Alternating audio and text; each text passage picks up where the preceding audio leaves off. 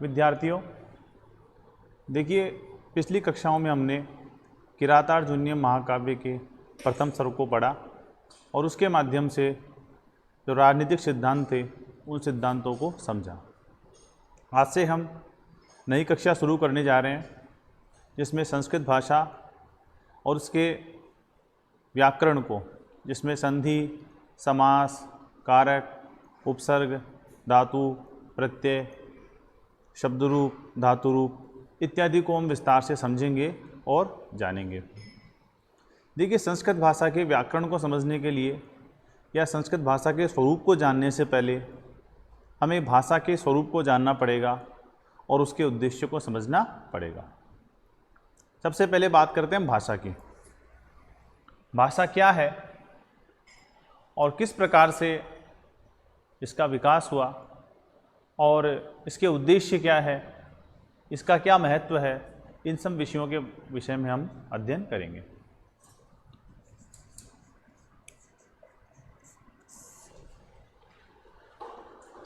देखिए, मनुष्य एक इस प्रकृति का सजीव प्राणी है और सजीव होने के साथ साथ ही चिंतनशील, और जितने भी प्राणी हैं उन सभी प्राणियों के अंदर बौद्धिक रूप से अपने आप में कुछ विशेषताएं लिए हुए है। उसके मन में विभिन्न प्रकार के विचार, भावनाएं उत्पन्न होती है और उन विचारों को, भावनाओं को वह दूसरे व्यक्तियों के साथ साझा करता है, उन्हें संप्रेषित करता है। ठीक उसी प्रकार से जो विचार, भावनाएं दूसरे व्यक्ति के मन में पैदा होती है उन्हें वह व्यक्ति दूसरे के साथ साझा करता है, सुनता है, समझता है और आपस में एक विनिमय, विचारों का विनिमय पैदा होता है। इसके अतिरिक्त अगर किसी को कुछ आदेश देना है, कुछ निवेदन करना है, तो भी हमें इसकी आवश्यकता पड़ती है। तो ध्यान दीजिएगा, जब हम इस प्रक्रिया से गुजरते हैं कि हमारे भावनाओं को दूसरों तक पहुंचाना हो या हमारे आदेश को प्रसारित करना हो, दूसरे की भावनाओं को समझना हो, दूसरे के आदेश को ग्रहण करना हो, तो हमें किसी न किसी माध्यम की आवश्यकता जरूर पड़ती है।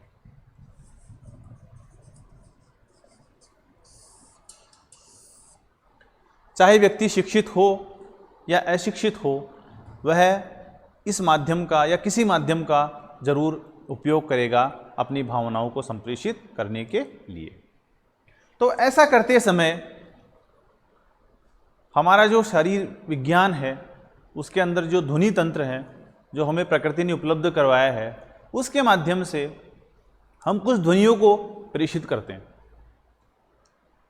और उन ध्वनियों का हमने कालांतर में अर्थ के साथ संबंध जोड़ लिया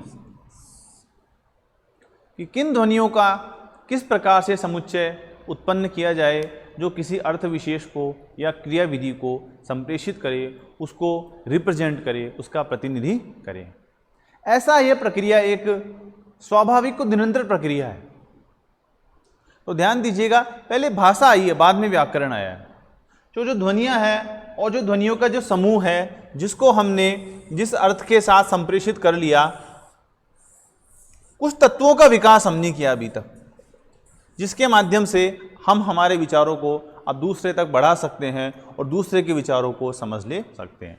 जैसे मैंने उदाहरण के तौर पर ब्लैक बोर्ड या बोर्ड, तो बोर्ड ऐसा कहते समय मेरे मुख से कुछ ध्वनियाँ निश्रित हो रही है, ब, ओ, र, तो इस सब ध्वनियों का एक समूह बना करके ये इस पूरे अर्थ को प्रतिनिधित्व दे रहा है। यानी कि इन ध्वनियों के समूह को इस प्रकार से इस बोर्ड के अंदर समायोजित कर दिया गया है कि सुनने वाले के अंदर जैसे ये ध्वनियाँ जाएंगी तो एक चित्र जो है बोर्ड का वो संप्रेषित होने लगेगा, क्योंकि उसके साथ उसका संबंध स्थापित कर दिया गया है। अब ध्यान दीजिएगा, इससे आगे बढ़ते हैं। अब यूं तो विचार विनिमय के लिए या अपनी बातों को दूसरों तक पहुंचाने के लिए हम दूसरे संकेतों का भी उपयोग करते हैं, हाथों से भी कर सकते हैं। पशु पक्षियों भी अपने आप में अपनी बात को अपने समुदाय के अंदर प्रेषित करते हैं, समझते हैं। तो क्या वो सारी भाषाएं हैं? क्या केवल भाषा का उद्देश्य इतना ही रह जाता है कि हम दूसरे तक विचार विनिमय का या उसको समझ ले या पहुंचा दे? नहीं, सुनिए, इसके अतिरिक्त एक तत्व निकल करके आता है लिपि। जब ये ध्वनियाँ निरंतर प्रयुक्त होने के पश्चात उनको एक आकार दिया जाता है, वो रूप दिया जाता है, जिनके माध्यम से हम उनको लिख सकते हैं और लिखने के पश्चात हम उनको संरक्षित कर सकते हैं, सुरक्षित रख सकते हैं, या सुन करके या दूसरे माध्यम से एक पीढ़ी से दूसरी पीढ़ी में उसको ले जा सकते हैं, निस्सरित कर सकते हैं, ताकि जो अर्थ है वो उसके साथ साथ आगे बढ़ सके। तो ध्यान दीजिएगा, जो संकेत और पशु पक्षियों की भाषा है उससे आगे बढ़ के जो भाषा तत्व है, भाषा की बात कर रहे हैं हम, इस भाषा तत्व के अंदर वह क्षमता है तो वो भी ध्वनियाँ, और ये भी ध्वनियों का ये पुंज है, यूं मान के चलिए, लेकिन इसके अंदर इन ध्वनियों ने एक रूप धारण कर लिया है, एक स्वरूप धारण कर लिया है, ताकि वह लिखित रूप में या श्रवण रूप के अंदर अग्र पीढ़ी के अंदर अग्रेसित होती रहे। इस निश्चित चिन्हों को धारण कर लिया है ताकि वह अर्थ को अभिव्यक्त कर सके।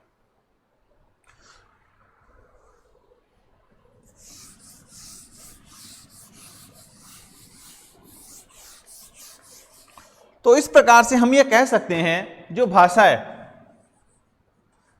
वो इस प्रकार की ध्वनियों का निस्सरण या लेखन, जिनके माध्यम से निश्चित ध्वनियों का जो अर्थगत है, जो निश्चित अर्थ को अभिव्यक्त कर रही हैं, जिनके माध्यम से हम अपने विचारों को, भावनाओं को दूसरे तक संप्रेषित करते हैं।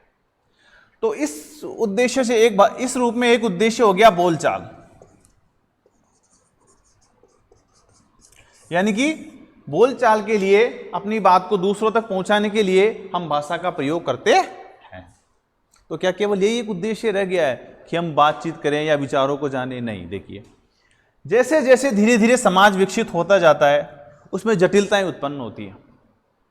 मानव जो है उसने अपने बौद्धिक क्षमताओं का उपयोग किया, अपने चिंतन को प्रखर किया और प्रकृति के अंदर होने वाले विभिन्न घटनाओं को विभिन्न प्रकार से देखा, समझा, एक विज्ञान का विकास किया, एक विषय वस्तु का विकास हुआ।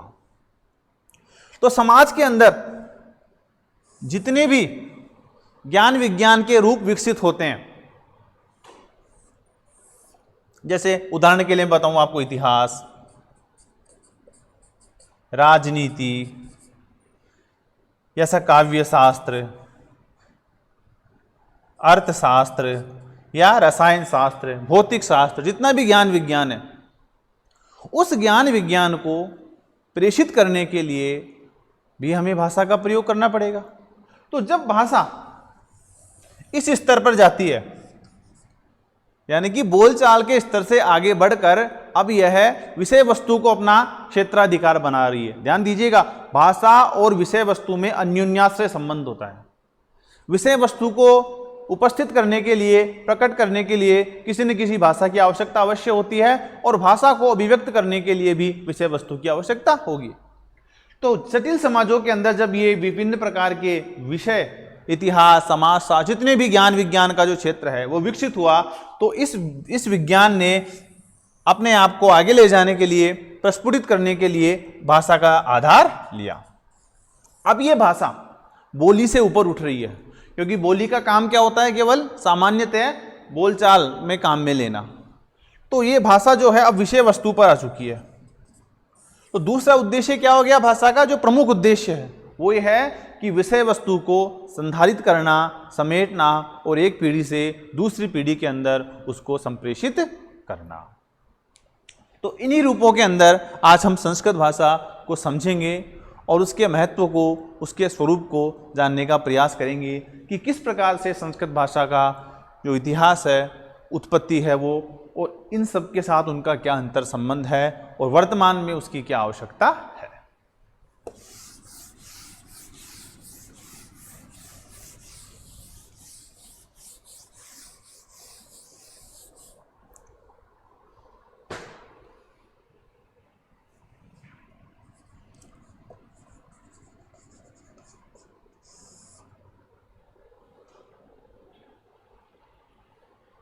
देखिए, सम, क्री और तय।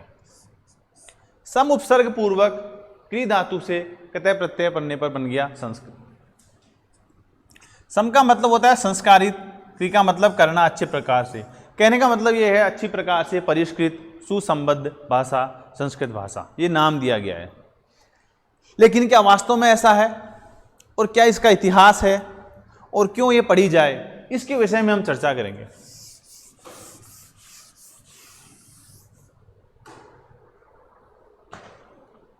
देखिए, हम बात कर रहे थे, अभी हमने बताया विषय वस्तु के विषय में,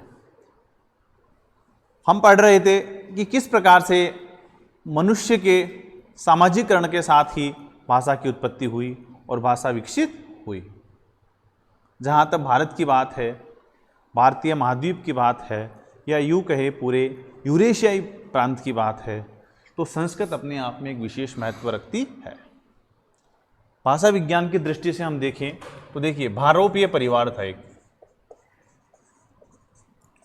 और इस भारोपीय परिवार ये दो प्रमुख वर्ग थे, केंटुम और शतम वर्ग। जो शतम वर्ग की जो प्रतिनिधि भाषा है उसके अंदर संस्कृत है और केंटुम के अंदर लैटिन।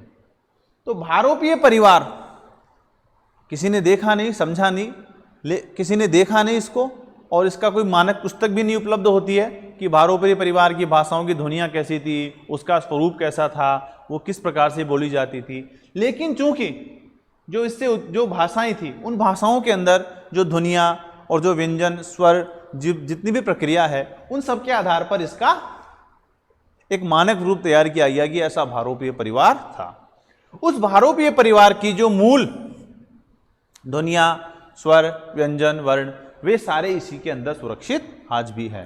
कहने का मतलब ये है कि जितनी भी भाषाएं हैं, ज्ञात भाषाएं, पूरे विश्व के अंदर न जाने कितनी भाषाएं उत्पन्न हुई, चली गई, और न जाने कितने, क्योंकि भाषा भी समाज के साथ ही विकसित होने वाला रूप है। आगे आने वाले समय में पता नहीं कितनी भाषाएं और उत्पन्न होंगी।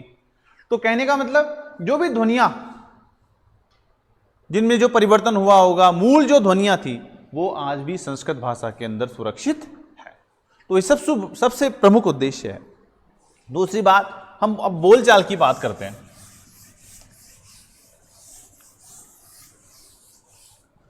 संस्कृत भाषा, देखिए, बोली जो होती है वो एक समाज के अंदर विकसित होती है और परिवर्तित होती जाती है और भाषा का रूप ले लेती है, हमने पढ़ा। ठीक इसी प्रकार से जो संस्कृत भाषा है, सदियों पूर्व ज्ञात, आज विश्व के अंदर जो प्राप्त सबसे प्राचीनतम पुस्तक है वो है ऋग्वेद, और वो लिखी हुई है संस्कृत भाषा के अंदर।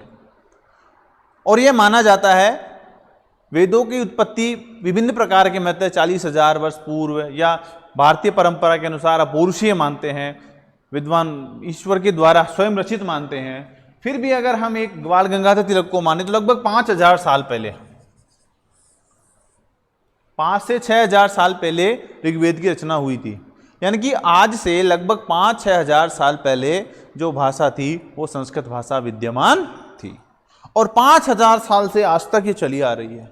तो आप सोचिए कि विश्व की सबसे प्राचीनतम भाषा कितने महत्व रखती है। प्राचीन काल में उसी प्रकार से बोलचाल की भाषा थी जिस प्रकार से आज हम विभिन्न प्रांतीय भाषाओं को बोलते हैं।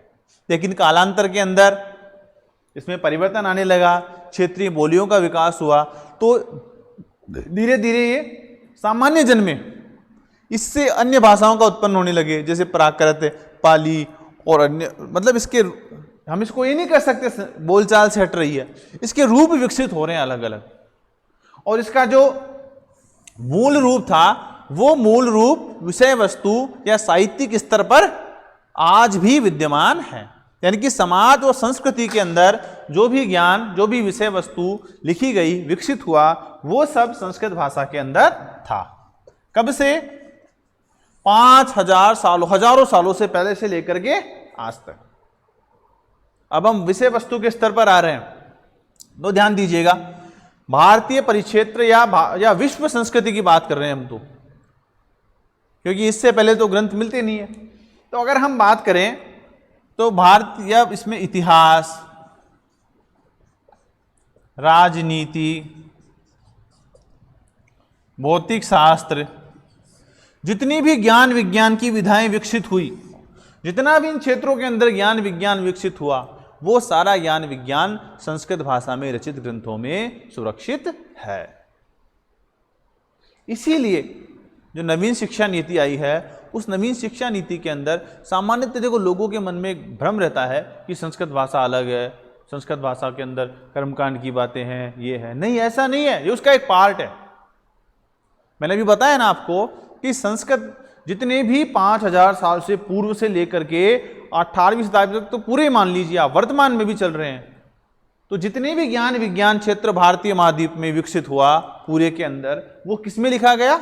संस्कृत भाषा के अंदर। चाहे इतिहास विषयक पुस्तकें लिखी गई, अब कश्मीर के इतिहास को जानना है तो कल्लन की पुस्तक पढ़नी पड़ेगी, बुद्ध के बारे में जानना है तो अश्वघोष द्वारा बुद्ध रचित पढ़ना ही पड़ेगा, भूगोल को जानना है तो सूर्य सिद्धांत, मय दानव, ये सब आपको पढ़नी ही पड़ेंगी। तो इतिहास हो, चाहे राजनीति हो, चाहे दर्शन हो, चाहे भूगोल हो, चाहे रसायन शास्त्र हो, चाहे आयुर्विज्ञान हो, इन सब विषयों में जो भी ज्ञान विज्ञान विकसित हुआ, वो सब ज्ञान विज्ञान संस्कृत भाषा के अंदर निबद्ध है।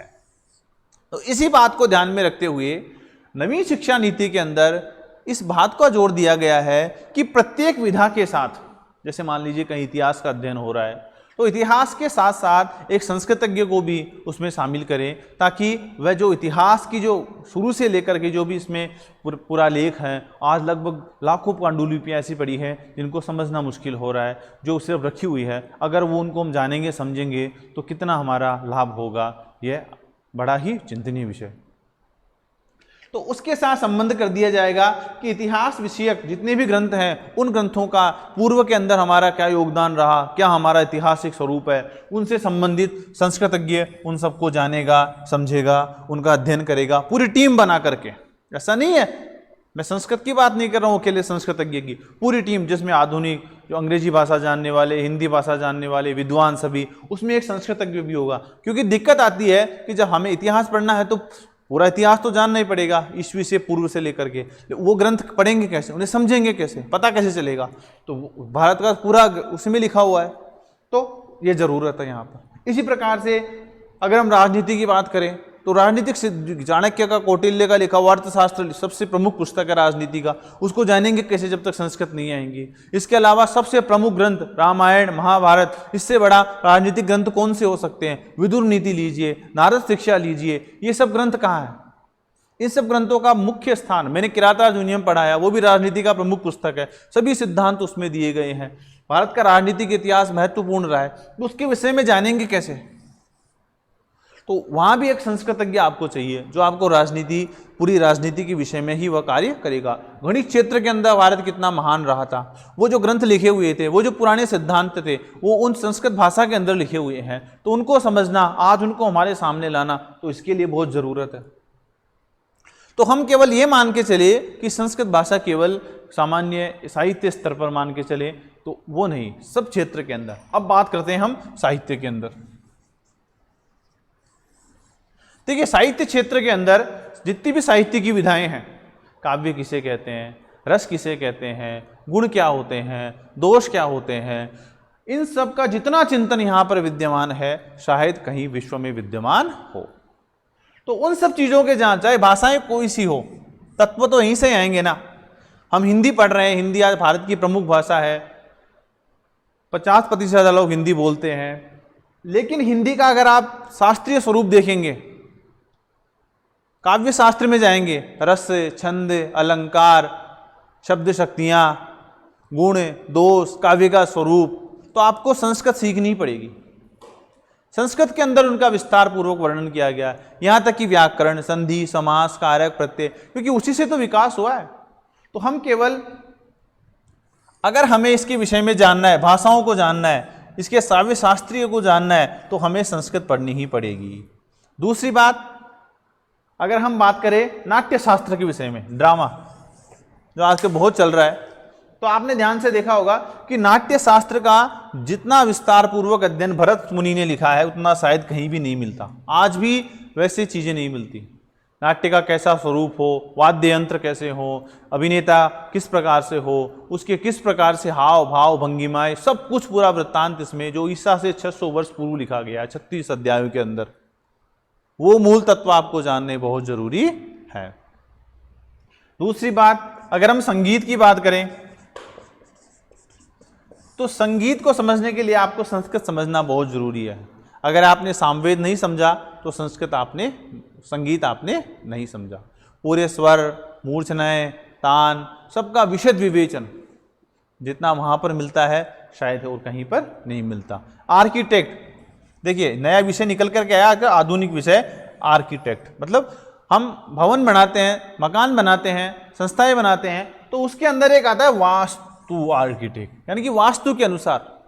प्राचीन काल के आप भवन देखिए किस प्रकार से बिना सीमेंट के, बिना चूने के, पत्थरों के आधार पर इतने बड़े बड़े भवन बनाए गए। उनका जो सिद्धांत थे, उनके जो मेजर थी, वो मेजर जो पुस्तकों में लिखी हुई है वो उन संस्कृत पुस्तकों में लिखी हुई है। आप दक्षिण भारत के अंदर जाएंगे तो उन मंदिरों के अंदर आज भी उनके प्राचीन नक्शे, उनके माप और उनके सिद्धांत पूर्णतः सुरक्षित हैं और उस भाषा के अंदर लिखे हुए हैं जिनके ऊपर पूर्णतः शोध चल रहा है। तो आपको उनको समझना है तो इसको समझना बहुत जरूरी है। साथ ही साथ धातु विज्ञान किस प्रकार का विकसित था। आज भी महरौली का जो स्तंभ है जो दिल्ली के अंदर है, उसके ऊपर जंग नहीं लगी, उसका रहस्य है, लोग समझ नहीं पा रहे। लेकिन उसके विषय में भी जो आपको अगर समझना है तो प्राचीन जो पांडुलिपियां हैं उसके अंदर धातु विज्ञान संबंधित जो है उनको समझना पड़ेगा, उसके अंदर ये चीजें आपको मिलेंगी। आयुर्वेद, आयुर्वेद जीव विज्ञान से संबंधित है और रसायन शास्त्र इसका प्रमुख भाग है। तो आयुर्वेद के अंदर किस प्रकार से उपचार हुआ करते थे, कौन कौन से रोग थे, उन सब का विशद विवेचन। देखिए आयुर्वेद क्या है, वो भी एक तरह से आजकल इसमें शोध चल रहे हैं, लेकिन आपको समझने के लिए प्राचीन सिद्धांतों का, ग्रंथों का सहारा लेना ही पड़ेगा, क्योंकि आधार उन्हीं पर विकसित होगा। किस प्रकार की रसायन विद्या थी, आप देखिएगा कि किस प्रकार युद्ध हुआ करते थे और सैनिकों के हाथ पैर कट जाया करते थे, लेकिन भारत के अंदर इस प्रकार की एक शल्य चिकित्सा विद्यमान थी कि उन टूटे हुए अंगों को वापस जोड़ दिया जाता था। विमान विज्ञान, तो इन सबको जानने के लिए आपको एक ग्रंथ पढ़ने ही पड़ेंगे। तो इसीलिए मैंने बता रहा था कि भारत नई शिक्षा नीति के अंदर सभी को साथ एक संस्कृतज्ञ जोड़ दिया गया है। वो इसलिए जोड़ दिया गया है ताकि इन विषयों के अंदर किस प्रकार से जो प्राचीन ज्ञान विज्ञान विकसित हुआ था उसको उनके साथ जोड़ा जाए। अगर हम आधुनिक विषयों की बात करें,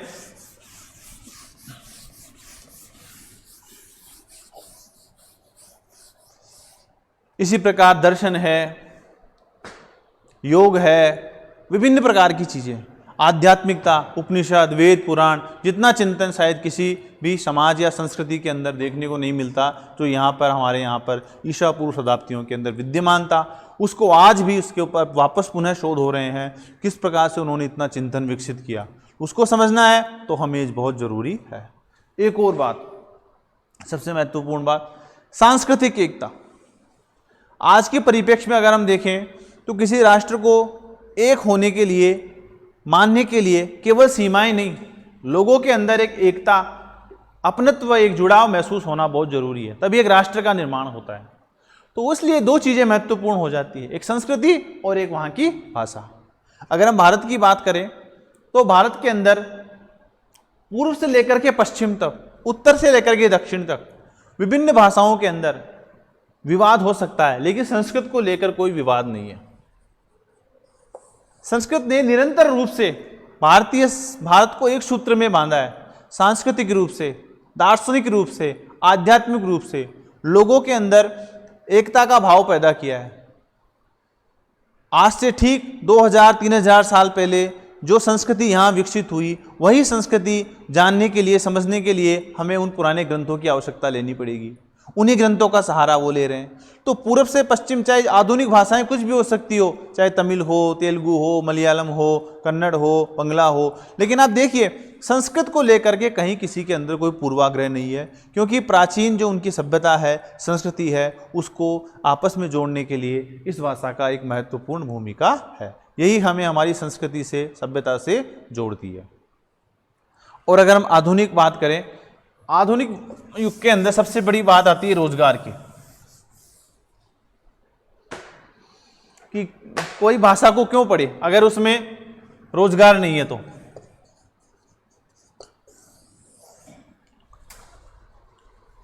आप मेहनत करें, आप अपना समय दें और जाकर के आपको कोई रोजगार नहीं मिले। तो उसी विषय में हम आधुनिक रोजगारों की बात करेंगे।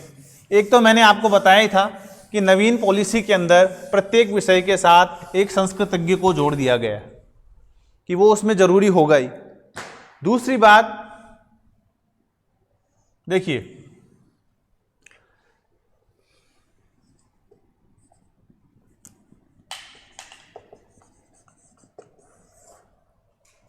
जितने भी रोजगार होते हैं उसमें सबसे ज्यादा आपके रोजगार आते हैं सामान्यतः शिक्षा विभाग के अंदर।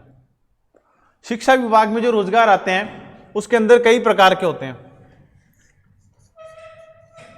तृतीय श्रेणी, द्वितीय श्रेणी, प्रथम श्रेणी, व्याख्याता, कॉलेज लेक्चरर और प्रशासनिक सेवाएं वो अलग है। तृतीय श्रेणी की बात करें, अभी लगभग जो प्रतिभागी हैं इसी के अंदर ज़्यादा रुझान है उनका। तो इसके अंदर चाहे वो किसी भी विषय का विद्यार्थी हो, उसे 2 भाषाएं लेना आवश्यक है, क्योंकि प्राथमिक स्तर पर सांख्यिकी ज्ञान और भाषा ज्ञान महत्वपूर्ण भूमिका रखता है। तो हिंदी भाषी क्षेत्रों के अंदर प्रमुख रूप से हिंदी और दूसरी भाषा के रूप में संस्कृत का चयन किया जाता है। यूँ तो अंग्रेजी भी है, सिंधी भी है, पंजाबी भी है, लेकिन जब चयन की बात आती है तो प्राय विद्यार्थी संस्कृत ही लेते हैं। अब दूसरी बात ये होती है, चाहे कोई सामाजिक विज्ञान वाला विद्यार्थी हो या विज्ञान वाला हो, तो उसे ये 2 भाषाएं पढ़नी ही है। इनका कम से कम पोर्शन होता है लगभग 70 से 80 नंबर के होते हैं। दूसरी बात, फिर उसके बाद में आती है विषय, जो आप जिस विधा के होते हैं। सामाजिक वाला है तो सामाजिक विज्ञान के विषय के प्रश्न पूछे जाएंगे, हिंदी विषय है तो हिंदी, या संस्कृत है तो संस्कृत। तो फिर यहाँ आपको संस्कृत भाषा, यानी कि आपको 2 जगह यहाँ पर फायदा मिल रहा है। अगर आप इसकी तैयारी कर रहे हैं तो आपको यहाँ भी जो प्रश्न आएंगे और यहाँ भी, दोनों जगह आपको इसका फायदा मिल रहा है। तो इस प्रकार से हम कह सकते हैं, इस पूरे व्यू को देखें कि तृतीय श्रेणी अगर बढ़ती है उसके अंदर संस्कृत भाषा अपना एक महत्वपूर्ण स्थान रखती है। आप किसी भी विधा के हो, आपको संस्कृत पढ़नी ही पड़ेगी। द्वितीय श्रेणी की अगर हम बात करें तो 10वीं कक्षा तक जिस प्रकार से अन्य विषय हैं उसी प्रकार संस्कृत अनिवार्य विषय है। और जितने भी जो भर्तियां आती हैं उसमें आपने देखा होगा कि संस्कृत के पद बहुत संख्या में आते हैं, रिक्त भी नहीं रहते। क्यों नहीं रह सकते? क्योंकि अन्य विषयों को तो थोड़ी देर के लिए दूसरे काम चला लेते हैं, लेकिन जहाँ भाषा की बात आती है तो उसको उसी का ही जरूरी होती है। तो संस्कृत के पद देखा होगा आपने, सभी जगह भरे हुए रहते हैं और इसके अंदर वैकेंसियां बहुत आती है। फर्स्ट ग्रेड के अंदर जिन विषयों में आते हैं उसी प्रकार से इसमें पूरी वैकेंसी आती है। और व्याख्याता या कॉलेज लेक्चर असिस्टेंट प्रोफेसर, ये इन सब विषयों के अंदर भी निरंतर वैकेंसी आती है और होती है। ये मैंने बताया सिर्फ सामान्य विभाग। इसके अलावा एक संस्कृत विभाग और से अलग से है जो जिसके अंदर केवल संस्कृत वाले जाते हैं। तो एक और आपके पास ऑप्शन होता है, ठीक उसी प्रकार से तृतीय श्रेणी, द्वितीय श्रेणी, प्रथम श्रेणी, व्याख्याता, ये सब है। दूसरी ओर आप देखिए केंद्रीय विद्यालय हैं, विभिन्न दिल्ली बोर्ड हैं, नवोदय विद्यालय हैं, उन सब के अंदर ये वैकेंसियां कहीं कहीं तो रिक्त रह जाती है, पहुंच ही नहीं पाते। दक्षिण में जाइए, चाहे वेस्ट में जाइए, ईस्ट में जाइए, जितने भी राज्य सेवाएं होती है, जितने भी राज्य हैं, उन राज्यों के अंदर जो वैकेंसी आती है उसमें संस्कृत भाषा जरूर ली जाती है। जैसे हमारे यहाँ ली जाती है, हम हिंदी भाषी हैं लेकिन संस्कृत भाषा को महत्व देते हैं, ठीक उसी प्रकार से चाहे तमिल हो लेकिन वो संस्कृत भाषा को जरूर महत्व देंगे। हिंदी वहाँ पर कम है, बहुत कम है, लेकिन संस्कृत उतना ही महत्व वहाँ रखती है।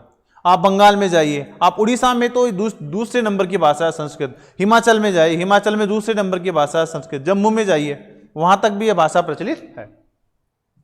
दूसरी ओर विश्वविद्यालय, देखिए आप कितने विश्वविद्यालय हैं। लगभग भारत के अंदर इस समय संस्कृत के अलग विश्वविद्यालय की अगर हम बात करें तो हर राज्य के अंदर यानी कि 35 से 40 संस्कृत विश्वविद्यालय हैं। सामान्य विश्वविद्यालय में तो है ही, संस्कृत विश्वविद्यालय और अलग से 3 केंद्रीय विश्वविद्यालय, तिरुपति विश्वविद्यालय, राष्ट्रीय संस्कृत संस्थान और लाल बहादुर विश्वविद्यालय, जहाँ पर विभिन्न प्रकार के पद हैं आते हैं, सृजित होते हैं। अब दूसरी बात ये तो सरकारी क्षेत्र हो गया। अगर आप व्यक्तिगत बात करें प्राइवेट क्षेत्र के अंदर, तो आप लोगों के लिए योग जैसा जो विषय उभर करके सामने आ रहा है, धर्म है, दर्शन है, उन सब विषयों के अंदर अगर आपको जानना है, समझना है, तो आपको संस्कृत पढ़नी ही पड़ेगी। अंतर्राष्ट्रीय स्तर की बात करते हैं।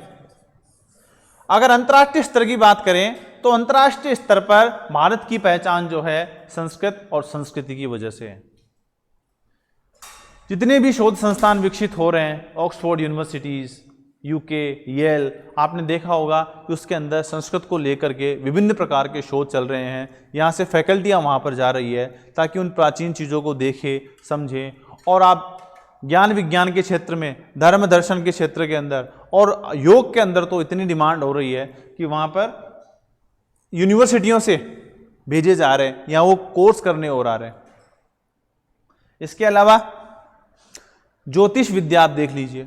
ज्योतिष के क्षेत्र के अंदर अगर आप प्राइवेट रूप से, ज्योतिष भारत का एक बहुत ही खगोलीय और यूँ कहे कि पूरा व्यक्ति के संपूर्ण व्यक्तित्व को प्रकाशित करने वाला एक क्षेत्र है। अगर आप इसमें अच्छा ज्ञान रखते हैं तो आपको निजी जीवन के अंदर भी नौकरी प्राप्त करने में परेशानी नहीं आएगी। तो संस्कृत इसलिए ज़रूरी नहीं है कि केवल एक कर्मकांड की भाषा है। हमने संस्कृत के उद्देश्यों को विस्तार से समझा कि किस प्रकार से हम इस भाषा को पढ़ करके भाषा का, अपना और राष्ट्र का कितना बड़ा हित कर सकते हैं। कलम, संधि, समास, कारक, इनके ऊपर चर्चा करेंगे। धन्यवाद।